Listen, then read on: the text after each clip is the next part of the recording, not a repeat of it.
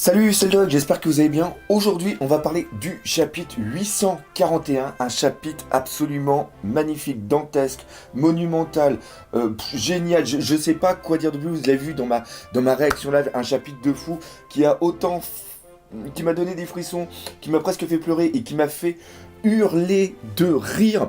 Et je vous remercie mille fois dans les commentaires de me dire que vous aussi vous l'avez vécu comme ça, ce chapitre, que vous avez rigolé en même temps que moi, que vous avez eu aussi vos frissons et tout ça. C'est vraiment génial de partager à distance à travers une vidéo de tels moments et c'est génial. Et encore une fois, merci à Ishiroda. Je vais vite fait terminer cette introduction parce qu'il y a tellement à dire dessus. On va parler bien sûr du flashback en entier avec le papounet, les trois débiles, Senji, la sœur, la mère, tous les liens qu'il y a avec ce qui s'était passé il y a très longtemps, et aussi le putain de combat qu'il y a entre Luffy et Crackers avec l'aide de Nami. Faut pas oublier Nami. Bref, plein de choses à dire dans cette critique analyse du chapitre de la semaine, le chapitre 841, un chapitre qui ne m'a pas laissé sur ma faim.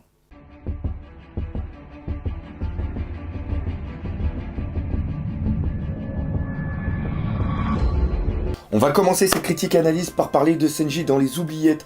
Il y est depuis plus de 6 mois et il a toujours à manger. C'est-à-dire qu'on voit que le papounet a quand même une once d'humanité. Ça, on va en reparler bien plus tard quand on va détailler justement le cas du papounet.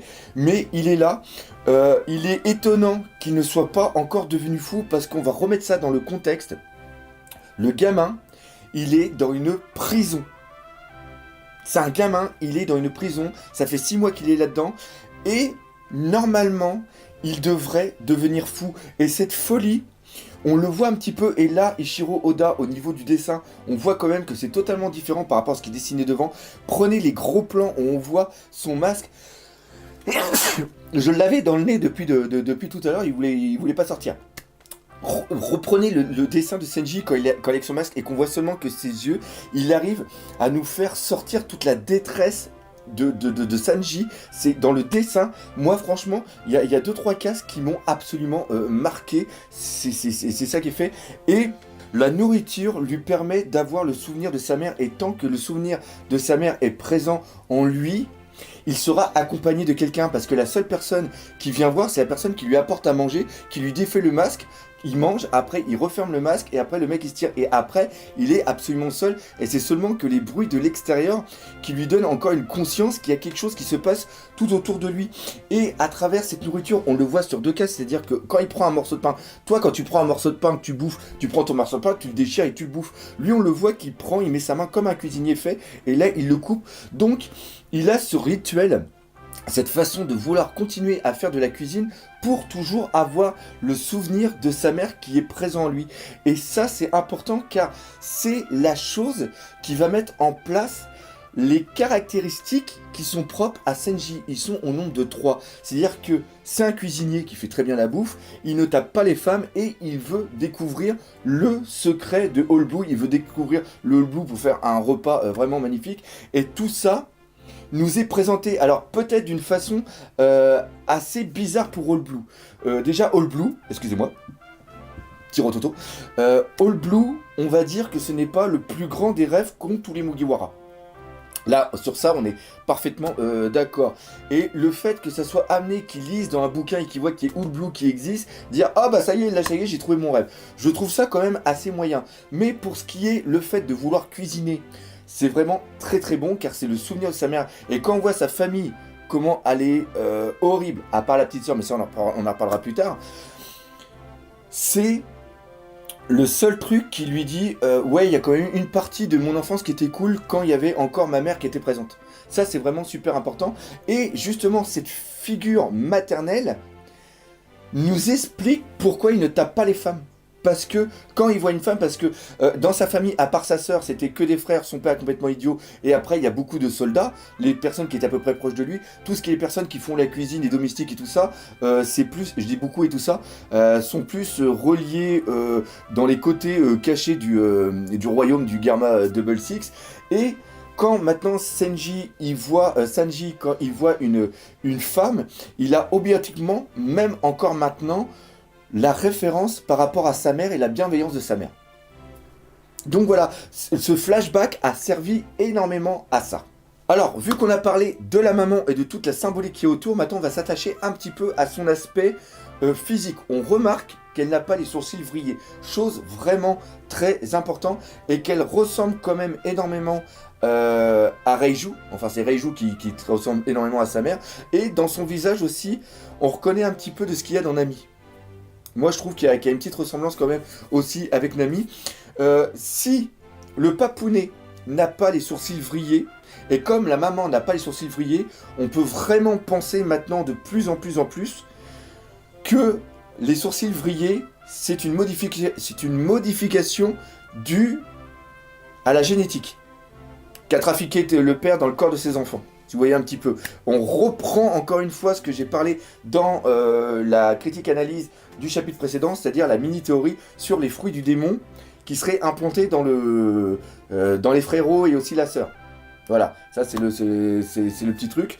La deuxième chose au niveau de la mère qui est pour moi aussi important, c'est-à-dire sa place au niveau de la famille. Même si elle est malade, c'est la reine, normalement elle devrait être dans le château, elle devrait être soignée dans le château. Là, elle est soignée à l'autre bout du truc, on va appeler ça comment, du mini-royaume sur les escargots, et elle est dans une infirmerie, c'est-à-dire qu'elle est isolée. Je sais pas pourquoi elle est isolée.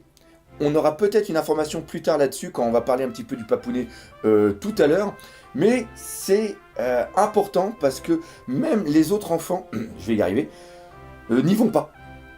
Il n'y a que Sanji qui y va. Donc là, quand même, il y a... Pourquoi elle est isolée? Ça, vraiment, c'est une bonne question. Et si Shiroda nous l'a pas expliqué ici, c'est qu'il va y avoir une utilisation plus tard. Ça, j'en mets ma main à couper. Pas quand même. Non. Maintenant, on va parler du fait que la mère est malade. Alors ça, c'est un truc qui est vu et revu. On a par exemple l'exemple très très bon avec Usopp et sa mère qui était malade, avec Doflamingo avec sa mère qui était malade. Mais là ici, ça a une importance vraiment plus primordiale. C'est-à-dire que pour Usopp, c'est ce qui lui a permis de mentir pour faire croire à sa mère qu'il y avait des pirates qui arrivaient, pour lui donner l'espoir un petit peu tous les jours qu'elle s'accroche à la vie pour revoir son père qui était son mari qui était parti, Yasopp. Pour Doflamingo, c'est seulement que un élément en plus qui permet à Doflamingo de vouloir tuer son père. Par contre, au niveau de Sanji, comme j'ai expliqué précédemment, c'est carrément le déclencheur qui va donner toutes les caractéristiques de Sanji. Donc là, certes, c'est malade, c'est vu et revu, mais là, c'est vraiment l'utilisation. C'est peut-être les autres utilisations qui sont en trop par rapport à celle-ci. On a parlé de la maman, maintenant on va parler du papounet qui est un putain d'enculé de fils de pute de sa mère.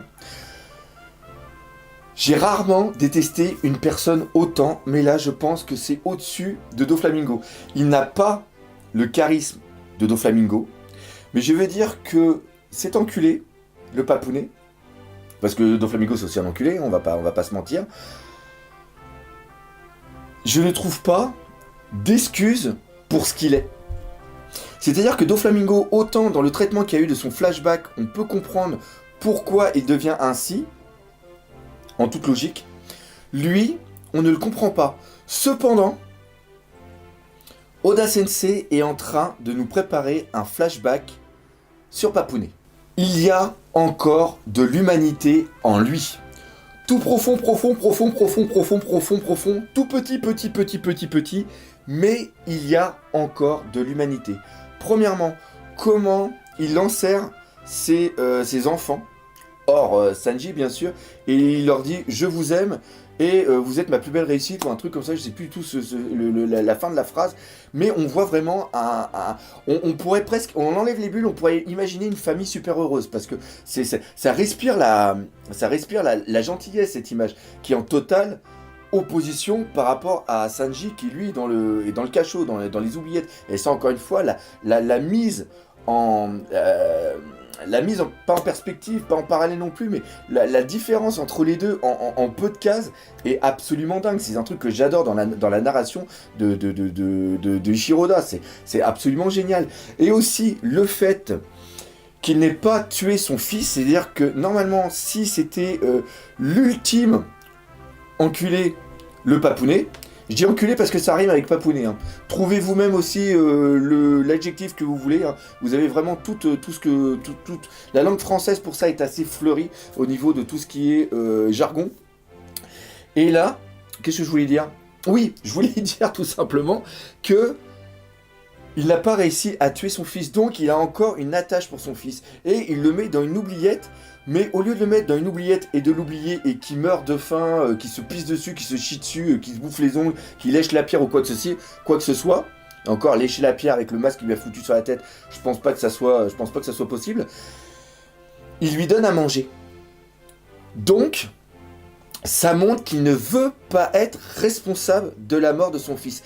Il attend seulement que Sanji, étant quelqu'un de faible, c'est-à-dire que Papounet pense que Sanji est quelqu'un de très très faible, que même s'il lui apporte de la bouffe, Sanji, au bout d'un moment, il va devenir fou, il va plus s'alimenter, il va mourir lui-même.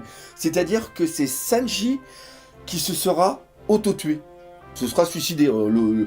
L'auto-tutification et le suicide, on va pas se mentir là-dessus, sauf qu'il a sous-estimé le petit Sanji qui, grâce au souvenir de sa mère, est toujours en vie, et là ça montre encore une fois que Papounet ne veut pas être responsable de la mort, donc il n'a pas cet aspect sombre, obscur au fond de lui, qui lui permet d'aller au-delà de toute humanité.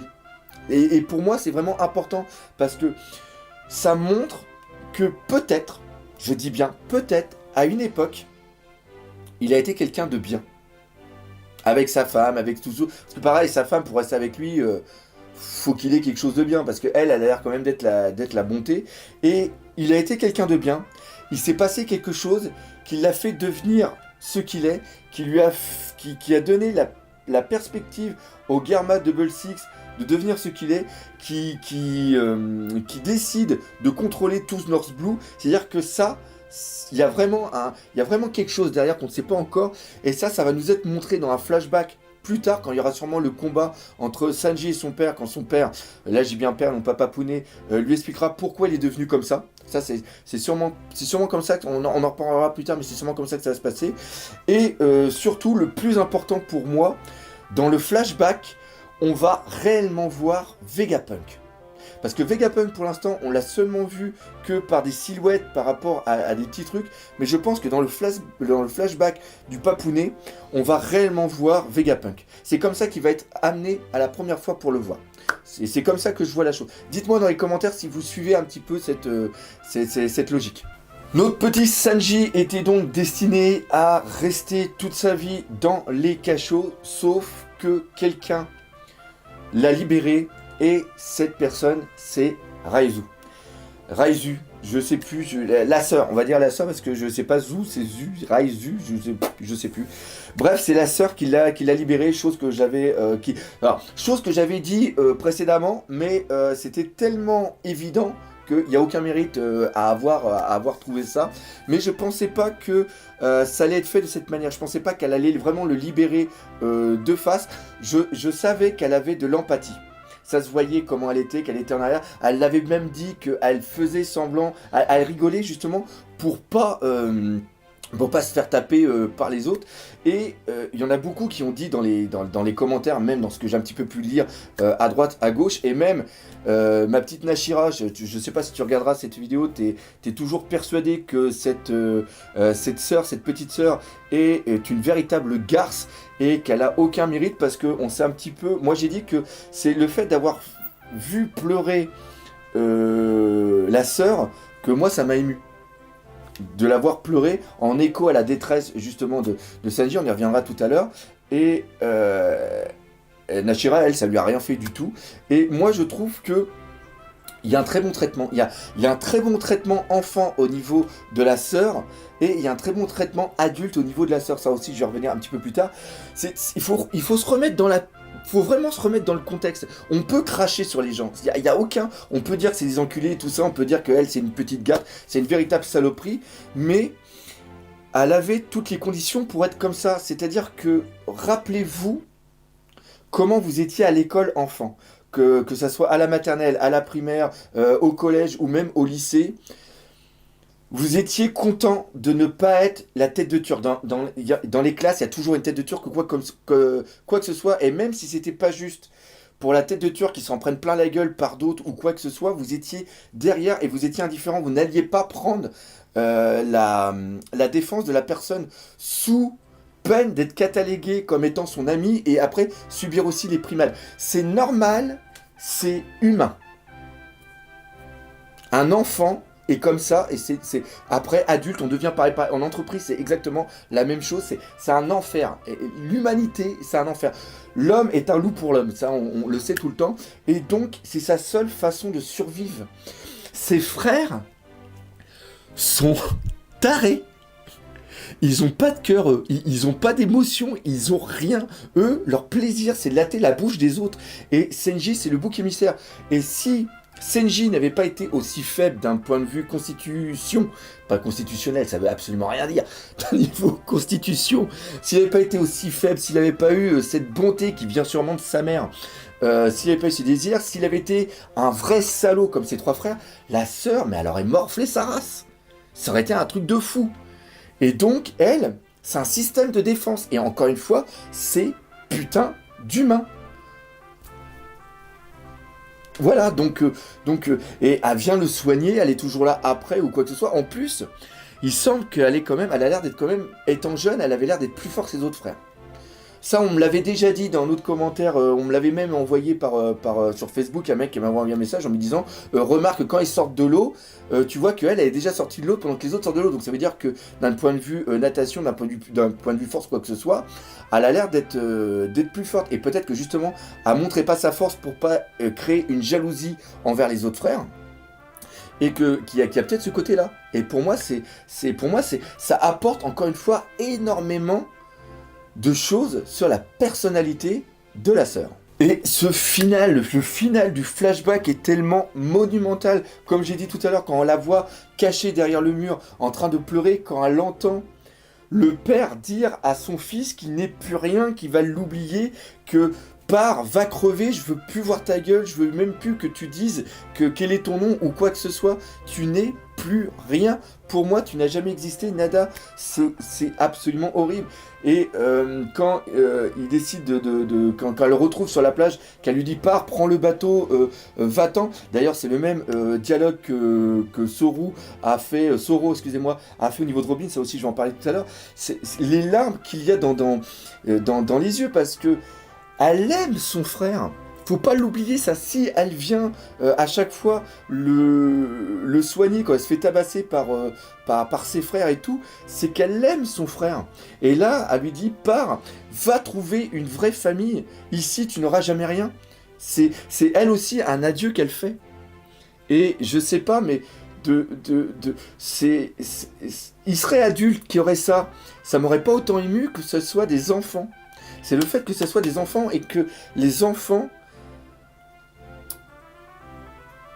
Ah merde, putain, ont perdu leur enfance, ont perdu leur innocence. Putain, un enfant, c'est toute l'innocence. Un enfant n'a pas conscience du monde qui l'entoure, de toute la dangerosité, de tout de toutes les tragédies, de toutes les morts, de l'injustice qu'il y a justement dans ce monde. Les trois frères, les trois salauds, eux, ils en ont conscience, mais ils s'en foutent. Parce que eux, ils se jugent au-dessus des autres. Mais elle, la sœur, elle le vit, cette injustice. Et c'est pour ça. Je trouve que le traitement qui est fait dans tout ce changement, c'est exactement le même changement qu'il y a eu au niveau de Corazon. Corazon, on le voit comme un gros enculé. Et après, au moment où quand il meurt, et quand il se passe tous les trucs avec l'eau, on découvre une autre facette du personnage qui vient nous chercher à l'intérieur. Et c'est exactement moi ce qui s'est passé au niveau d'elle. C'est pour ça que j'en parle autant, parce que je pensais pas qu'elle était... Elle avait autant d'empathie pour son frère. Et quand elle lui dit de partir, c'est exactement que c'est une coupure qu'elle fait avec son frère en lui disant vas-y, pars, on se reverra plus, mais j'espère que tu seras heureux. Et c'est une enfant qui dit ça. Et pour moi, c'est incroyable. Franchement, c'est très fort. C'est très très fort. Bon, on va se remettre un petit peu de tout ça.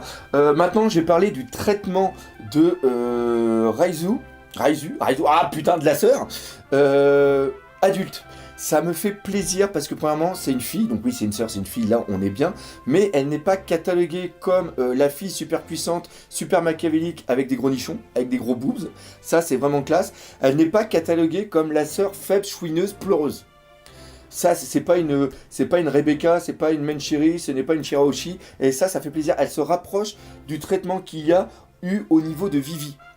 Même si pour moi elle est au-dessus, et ça c'est génial parce que j'avais déjà gueulé là-dessus une fois il y a très longtemps dans une critique analyse, ça me faisait chier du traitement qu'avait Robin et qu'avait Nami. Au niveau du Nouveau Monde, elles n'ont pas de bon traitement. Il n'y a pas d'évolution dans le personnage, il n'y a pas de profondeur. Voilà, c'est ça le mot. Et là, vu le traitement qu'a la sœur, ça donne énormément de perspectives par rapport au futur traitement qu'il y aura pour Robin et pour Nami. Et ça, putain, c'est génial. Et même elle va avoir une très très grande importance pour la suite. Mais putain, arrêtez de dire que ça sera la future Mugiwara. C'est complètement illogique. À la rigueur, si plus tard Zoro tombe amoureux de la sœur de Senji, ça peut être un truc comique excellent entre Senji et Zoro. Ça peut être excellent. Mais à part ça, je vois rien de plus. Faut arrêter les délires avec le prochain Mugiwara. Faut arrêter les fantasmes.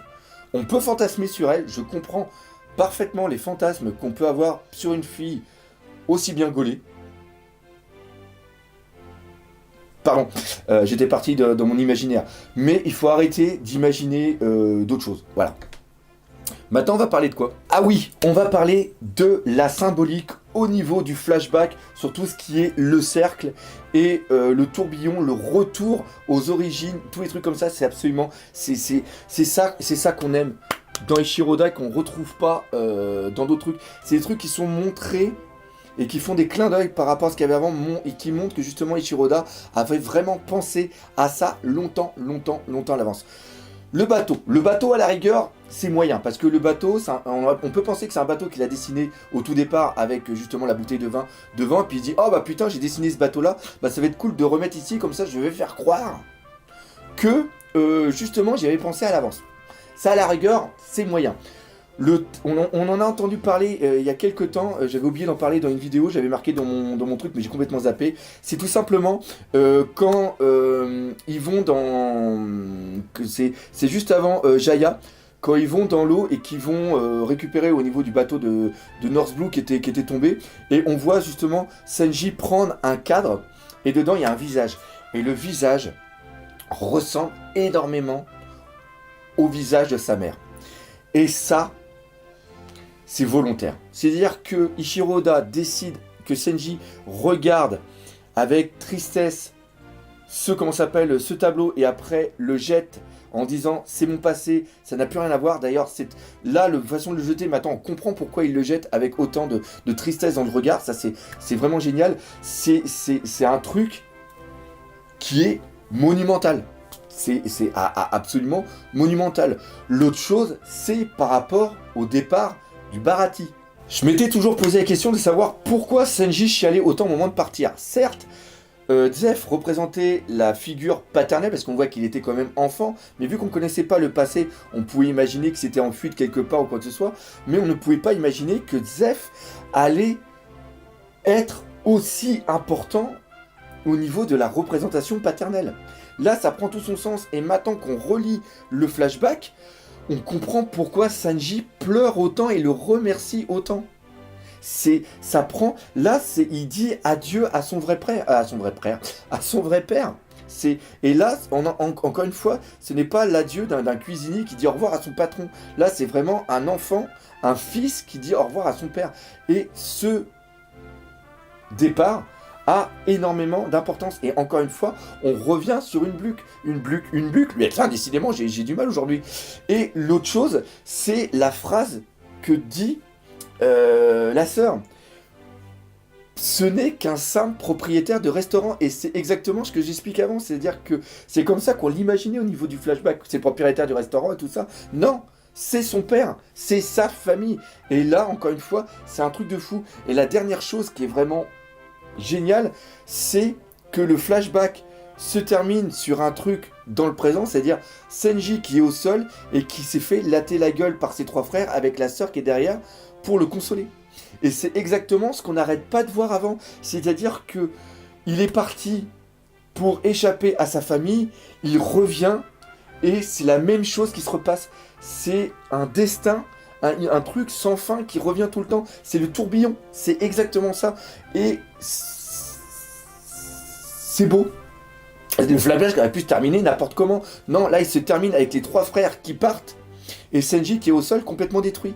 Et en plus, le visage qu'il a, on voit une acceptation de son destin. Et c'est le Senji enfant qu'on retrouve adulte. Je sais pas si vous saisissez un petit peu où je veux aller, mais moi personnellement, au niveau, j'aime bien tout ce qui est symbolique, je trouve que c'est génial. Il n'y a pas d'autre mot. C'est génial et c'est pour ça que je lis One Piece. Et c'est aussi pour ça que je fais ces vidéos. Et ça aurait pu être une fin de chapitre peinard. C'est-à-dire qu'on se termine là-dessus, on a bien chalé sa race, on ferme et après on attend la semaine prochaine. Et non, Ichiro Oda a réussi à nous faire triper au fond de nous un truc de fou, une tristesse, des frissons et tout. Je sais qu'il y en a dans les commentaires qui n'ont pas chialé, puis il y en a qui m'ont dit que j'étais une pisseuse parce que je chialais ou quoi que ce soit, mais ça je m'en fous totalement. Et il arrive à jongler avec les émotions, c'est-à-dire que de ça, on arrive après à un truc complètement fou où Luffy fait un truc complètement débile. Et la réaction que j'ai eue en voyant ça était certes extrême, mais elle était extrême par rapport au fait qu'il s'est passé ça avant. C'est-à-dire que si le chapitre suivant, le chapitre de la semaine prochaine, avait commencé sur Luffy en bouffant des biscuits, la même image, on prend la même image, tout ça, j'aurais ouvert, j'aurais rigolé, mais sans plus, en disant « Ah putain, il est vraiment con, etc. » comme j'ai fait. Mais là, il y a une telle différence entre ce qu'on ressent quelques pages avant et ce qui nous est montré après, que ça vient accentuer le ressenti de l'effet comique de la page. Encore une fois, c'est quelque chose qui est fait au millimètre près. C'est quelque chose qui est voulu, et c'est quelque chose qui est voulu que ça soit la dernière page. C'est-à-dire que c'est la dernière page, on voit marqué fin, on dit mais putain, pourquoi il a fini là-dessus? Il est complètement fou, c'est un génie. Et ça, c'est un putain de travail. Je peux vous le dire que c'est un putain de travail. Je sais pas à combien on en est au niveau des minutes sur cette vidéo, mais je sens qu'elle va être super longue parce que là, il y a plein de choses à dire. Premièrement, au niveau du Gear 4, vous êtes beaucoup à vous poser la question de savoir comment ça se fait que Luffy est encore en vie, car le Gear 4 a un problème, c'est-à-dire qu'il peut tenir seulement que quelques minutes, et après il a 10 minutes pour récupérer tout son acquis pour pouvoir relancer justement l'attaque.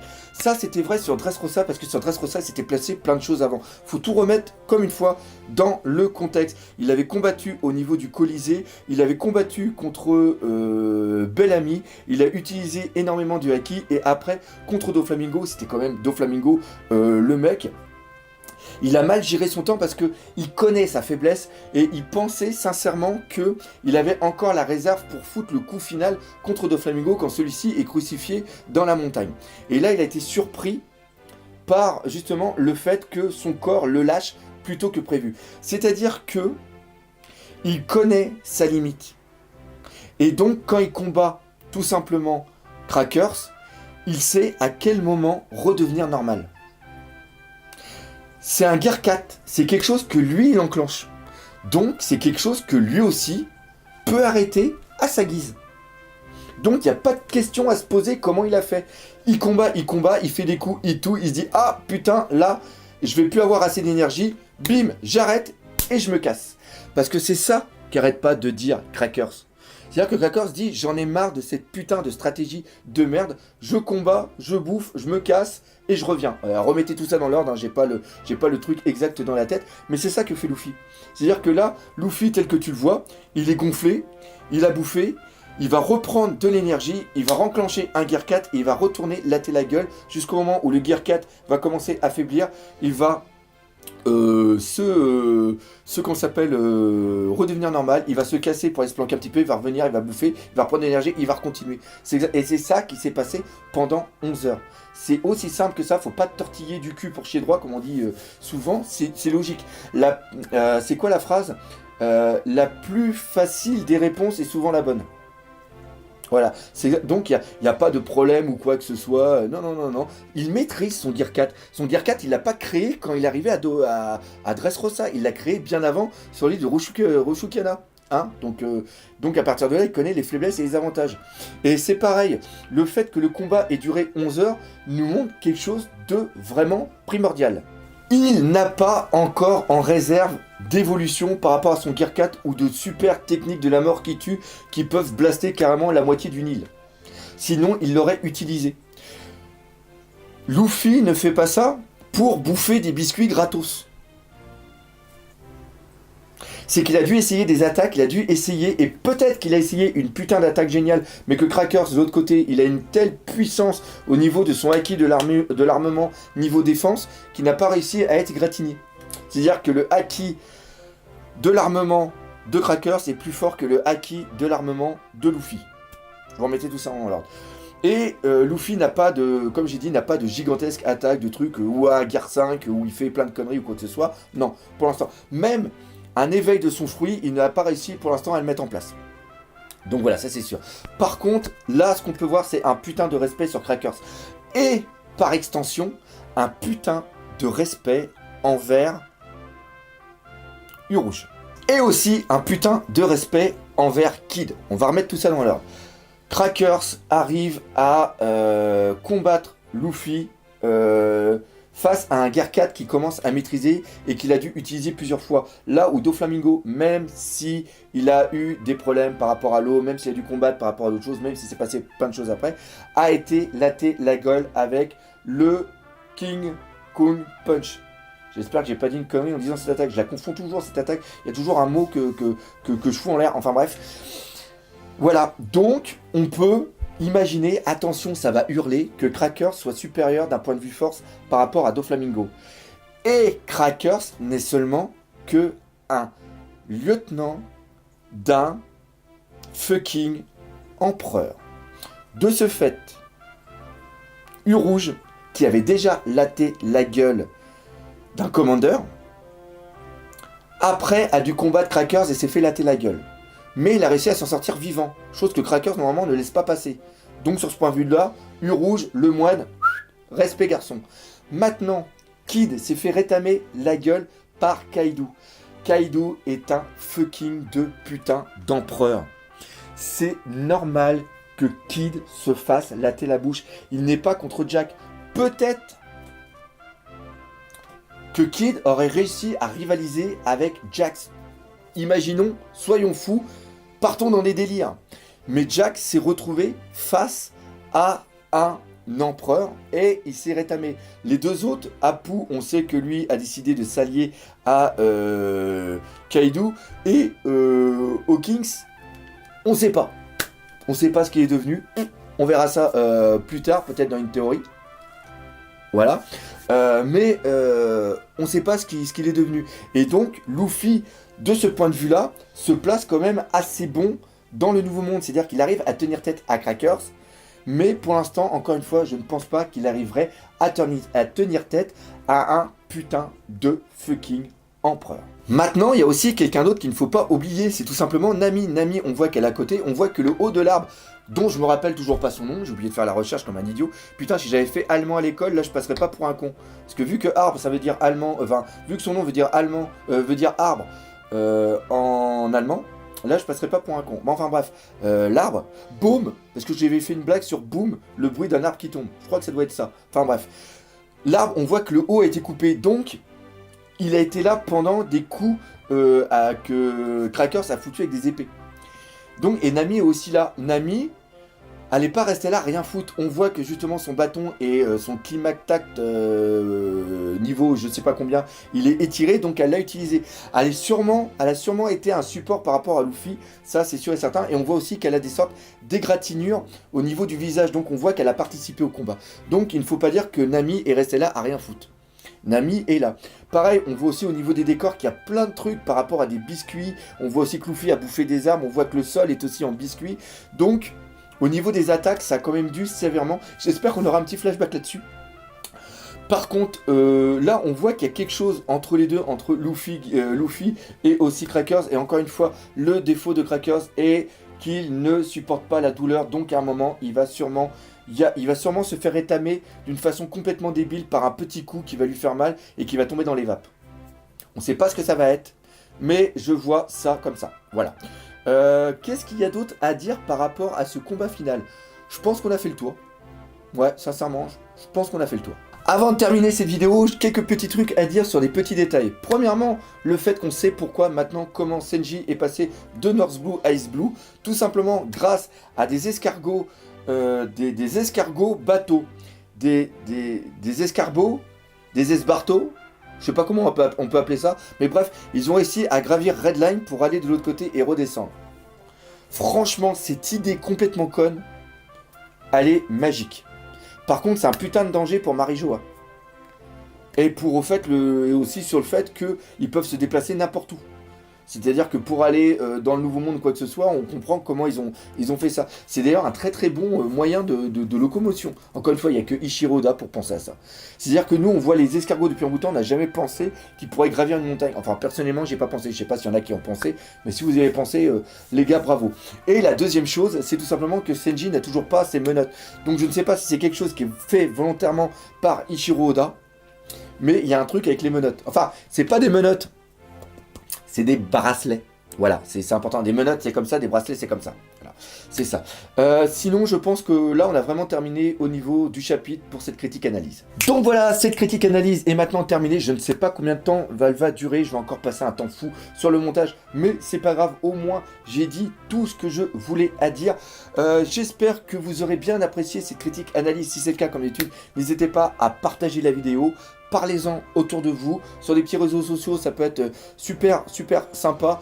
Laissez des commentaires, je vais me faire un plaisir de les lire et aussi de répondre à certains. Et comme d'habitude, défoncez la gueule de ce putain de pouce bleu, comme si c'était les frères de Sanji. Et nous, comme d'habitude, on se dit à bientôt pour de nouvelles aventures One Piece. Allez, salut mes Nakamas.